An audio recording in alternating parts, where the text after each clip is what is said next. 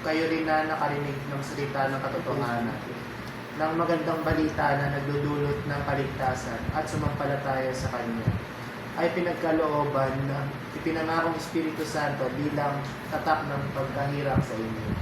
Amen.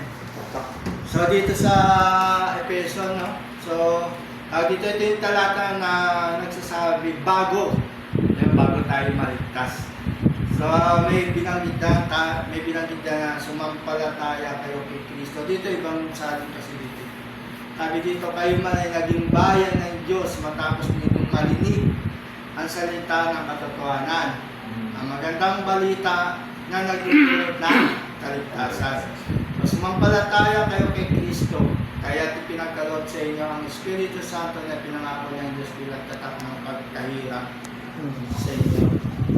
Amen. So dito, meron tayong mga katanungan na pag-aaralan dito.